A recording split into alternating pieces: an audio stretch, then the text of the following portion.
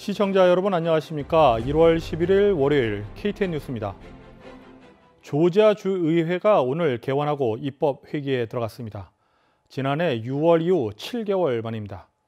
지난주 워싱턴 DC에서 발생한 사태 이후 주청사에 경찰들이 추가 배치되면서 보안은 더욱 강화됐습니다. 올해 회기 동안 주의회 주요 법안과 쟁점 사항은 부재자 투표 제한 법안입니다. 공화당은 바이든 승리의 결정적 요인이 높은 부재자 투표율이라고 보고 있다는 분석입니다. 이에 대해 민주당 측은 선거 패배 후 이제는 선거 규정을 바꾸려는 술책이라고 주장했습니다. 그러나 공화당에서는 No Excuse, 즉 무조건 부재자 투표 금지 법안을 상정한다는 방침으로 알려졌습니다. 지난 11월 선거에서 조지아주 45지구 상원의원에 당선된 클린트 딕슨 의원은 선거제도 개혁에 대한 입장과 그 방안에 대해 소개했습니다. Election reform is going to be a big issue. There'll be a lot of legislation dropped from the House and the Senate on that forefront. Not sure, the differences between the House and the Senate currently. Some things that I would propose would be, as far as the absentee ballots, tightening that process up, making sure that it's a more secure process, making sure that those votes are counted and they're all legal votes.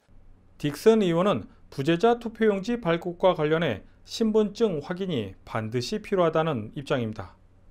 And some of the proposals there, it would be, simply requiring folks that if they do request an absentee ballot, that they need to have a form of ID, accompany along with it, and then we'll get into the details of if it's just a straight ID or if it's a driver's license or what that requirement would be, but having some form of ID to help match up signatures. 또한 부재자 투표 신청 시 신청 이유에 대한 타당성을 검토해야 한다고 밝혔습니다. And beyond that, would definitely like to see where those absentee ballots are required to be notarized, because a notary is supposed to verify, signatures, which I think would help secure that process. So those things would be near and dear to my heart as far as proposals. Some of the other things I've heard from other senators and House members would be to stop the on-demand request. You need to have, some sort of reason that you're required to have a absentee ballot, whether you're, a service man or woman overseas, your job prevents you, you're traveling with your job, or college student that's, out of town or across the country, or some illness or some reason that you can't make it to the polls. I've heard some proposals, that are coming out in regards to that. So I think that will be, a pretty prevalent topic this session. 그 밖에 주 예산과 교통 문제, 그리고 건강보험 확대와 의료 지원 예산 증액 등 공공의료제도 개선 관련 부분도 주요 화두로 거론될 예상입니다. 한편 브라이언 캠프 주지사의 의회 연설은 오는 14일 예정됐으며 화상으로 진행될 것으로 알려졌습니다. KTN 뉴스 스티븐입니다. 민주당이 트럼프 대통령을 탄핵하기 위한 절차에 착수했습니다. 퇴임을 얼마 남겨놓지 않은 트럼프 대통령을 탄핵하려는 이유에 대해 정가에서는 여러 가지 해석을 내놓고 있습니다. 김용성 기자가 보도합니다. 민주당은 수정헌법 25조 발동을 촉구하는 결의안과 트럼프 대통령 탄핵에 대한 결의안을 발의했습니다. 민주당 낸시 펠로시 하원 의장은 만약 마이크 펜스 부통령이 수정헌법 25조를 오는 13일까지 발동하지 않을 경우 탄핵 절차에 착수할 것이라고 밝혔습니다. 수정헌법 25조는 대통령이 직무를 수행할 수 없다고 판단될 경우 부통령과 내각의 과반 찬성으로 대통령의 직무를 정지하고 부통령이 대행할 수 있도록 하는 조항입니다. 민주당은 오늘인 11일 수정헌법 25조 발동을 촉구하는 결의안을 본회의에 제출하려 했지만 공화당 측에서 제지했습니다. 해당 결의안에 대한 표결은 12일에 하원에서 진행될 것으로 전해졌습니다. 해당 결의안은 강제성이 없으며 마이크 펜스 부통령이 부정적인 입장을 보이고 있어 발동 가능성은 낮을 것으로 보입니다. 탄핵 결의안은 탄핵에 대한 이유로 의사당 난입사태 조장 및 지속적인 선거 부정 의혹 제기를 통한 선거 과정의 신뢰성 훼손을 서술하고 있습니다. 탄핵 결의안에 대한 표결은 오는 13일에 하원에서 진행될 것으로 전망됩니다. KTN 뉴스 김용성입니다. 오늘부터 제2차 급여 보호 프로그램 PPP 신청 접수가 시작됐습니다. 9천만 달러 규모의 추가 경기 부양책 가운데 2차 PPP 예산은 총 2,800억 달러입니다. 특별히 오늘과 내일은 15만 달러 이하의 급여 보호 프로그램을 신청하는 소수의 유색 인종과 베테랑, 그리고 여성들이 소유한 비즈니스 지원을 금융기관을 통해 우선적으로 접수합니다. 지원 금액은 평균 페이롤의 2.5개월치, 식당과 숙박업은 3.5개월치까지 지원할 수 있으며 지원액 중 60% 이상을 직원 급여로 사용하면 전액 탕감받을 수 있습니다. 메트로 애틀란타 지역의 여러 보건당국이 대규모 코로나19 백신 접종 장소를 준비하고 있습니다. 김용성 기자가 도라빌에 마련된 접종 현장을 다녀왔습니다. 저는 도라빌의 드라이브스루 백신 접종 현장에 나와 있습니다. 메트로 애틀랜타에서 백신 접종이 본격적으로 시작되고 있습니다. 해당 드라이브스루 백신 접종소는 기존의 코로나19 검사소로 운영되고 있었으나 백신 접종을 늘리기 위해 접종소로 운영됩니다. 해당 장소를 이용하기 위해서는 미리 예약을 해야 합니다. 현장에서는 방문자가 페이지 1A+, 즉 확대된 1차 접종 대상에 해당하는지 검사하고 있습니다. 디캡 보건위원회는 도라빌과 스톤크레스트에 위치한 접종소 두 곳을 합쳐서 하루 1,000여 명에게 백신을 접종할 수 있다고 밝혔습니다. 오늘 백신을 접종받은 사람들이 자신의 경험에 대해서 말했습니다. It's an easy process, doesn't hurt, and there's lots and lots of data that says it's okay, and the risks on the other side are much more significant if you... I just think everybody does need to get the vaccine so that we can get back to a semblance of normal as soon as possible. 디캡 보건당국은 검사소 두 곳이 접종소로 변환되었기에 다른 검사소를 열었다고 밝혔습니다. We reopened one of our sites for exclusively testing, that is the Greater Piney Grove Baptist Church at I-20 and Glenwood Avenue in Atlanta. Our first priority right now is vaccination of people, but we do realize people still need testing. That's why we do still have the one site available for testing. 검사소가 줄어든 것이 검사량에 주는 영향은 적을 것이라고 말했습니다. 디캡 카운티 이외에 다른 메트로 애틀랜타 카운티도 대규모 코로나19 접종소를 준비 중인 것으로 알려졌습니다. KTN 뉴스 김용성입니다. 애틀란타 한인회는 지난 주말 놀크로스 소재 한인회관에서 2021년도 신년 할애식을 개최했습니다. 신년 할애식 현장에는 코로나 팬데믹 여파로 행사 순서를 맡은 소수 인원들만 참석했으며 온라인을 통해 행사 장면이 중계됐습니다. 김윤철 한인회장은 환영사를 통해 올해 한인의 활동 계획에 대해 소개하며 더욱 한인사회에 필요한 민원 서비스 부분을 강화하겠다고 밝혔습니다. 한인회에서는 새해에도 한인들과 한인사회를 위해 보다 많은 사람들이 참여하고 도움받을 수 있는 활동을 펼쳐나가고자 합니다. 한인들이 필요한 사회보장 서비스인 SSI, SSA, 메디케어 등의 민원 서비스 강화에 힘을 쏟겠습니다.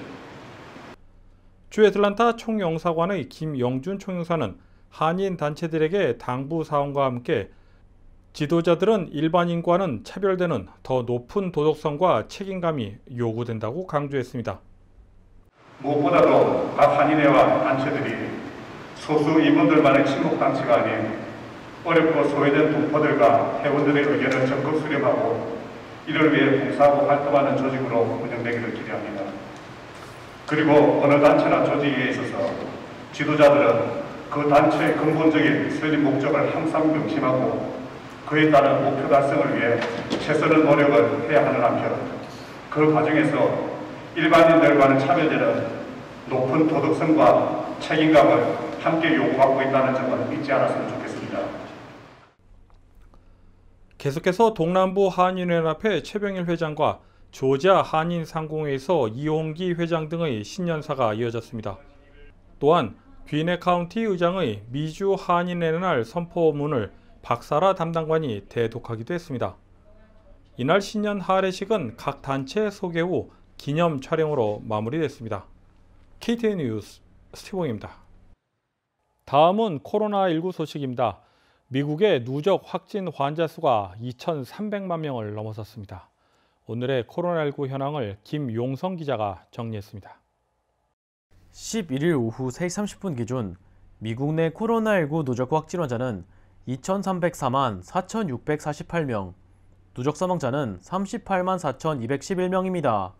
어제 하루 동안 신규 확진 환자는 21만 5,954명 늘었고 신규 사망자는 1,794명 증가했습니다.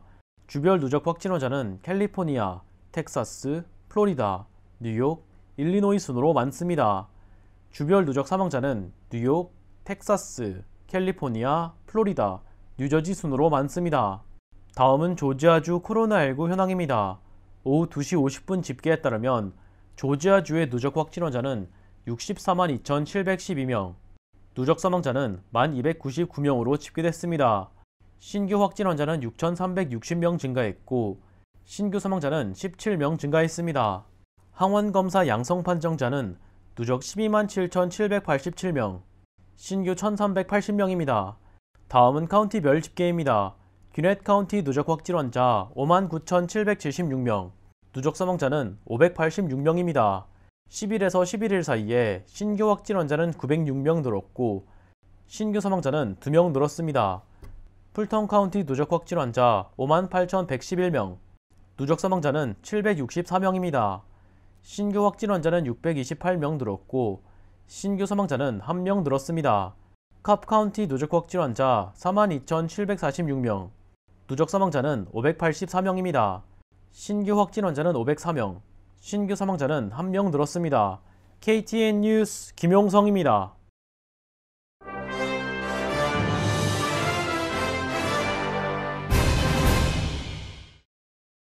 SNS 기업들은 트럼프 대통령이 의회 의사당 난입 사태를 조장했다는 이유로 트럼프 대통령의 계정에 제한 조치를 도입하고 있습니다. 트위터는 지난 8일 트럼프 대통령의 계정을 영구 정지했습니다. 이어서 페이스북은 바이든 당선인의 취임식 이전까지 트럼프 대통령의 계정 사용을 막았습니다. 인스타그램, 스냅챗 등도 잠정적으로 계정을 사용하지 못하도록 했습니다. 트럼프 대통령은 이러한 제한 조치에 반발하고 있으며 다른 사이트와 협의를 진행 중이라고 밝혔습니다.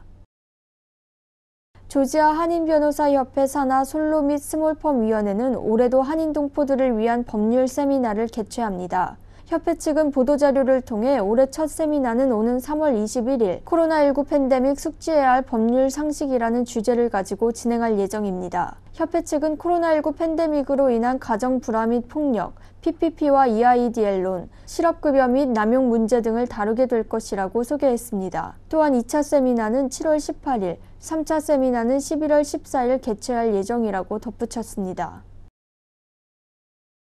길리어드 사이언스 측은 코로나19 치료제로 쓰이는 렘데시비르가 영국발 남아공발 코로나19 변종에 효과가 있는가에 대해 연구를 시작했다고 밝혔습니다. 길리어드 사이언스 CEO 다니엘 오데이는 렘데시비르가 변종에 효과가 있을 것으로 전망한다고 밝혔습니다. 렘데시비르는 미국 내에서 최초로 코로나19 치료제로 도입되었던 약품입니다. 애틀랜타 호크스가 토요일 열린 샬럿 호네츠와의 2연전 두 번째 경기에서 또다시 패배하며 4연패를 기록했습니다. 애틀랜타 호크스는 지난 12월 30일과 1월 1일 가진 브루클린 네츠와의 2연전 중 두 번째 경기에서 승리했으며 이 승리가 올해 기록한 유일한 승리입니다. 호크스는 현재 리그 전체를 통틀어 최악의 최근 성적을 기록하고 있습니다. 시즌 첫 5경기를 4승 1패로 풀어낸 호크스는 현재 리그 전체를 통틀어 최악의 최근 성적을 기록하고 이후 4연패를 추가하여 리그 11위에 올라 있습니다. 호크스는 저녁 7시 30분부터 필라델피아 세븐티식서스를 상대로 홈경기를 치르고 있습니다. 필라델피아 세븐티식서스는 현재 7승 2패로 동부지구 1위를 달리고 있는 강팀입니다. 하지만 세븐티식서스는 현재 여러 부상과 코로나19 프로토콜로 인해 무려 8명의 선수가 로스터에서 제외되어 있는 상황이라 호크스의 승리가 예상되고 있습니다. 조지아주의 코로나 확산세가 급증하고 있는 가운데 코로나19 확진 판정을 받은 한인들도 늘어나고 있습니다. 특별히 자신의 몸에 이상 징후를 보이면서도 사람들과 만남을 갖는 등 위험에 대한 불감증이 코로나 확산을 부추기고 있다는 지적이 나오고 있습니다. 때가 때이니만큼 서로의 건강을 위해 CDC 위생지침을 따라주시기 바랍니다. 이상으로 1월 11일 KTN 뉴스를 모두 마칩니다. 시청해주신 여러분 고맙습니다.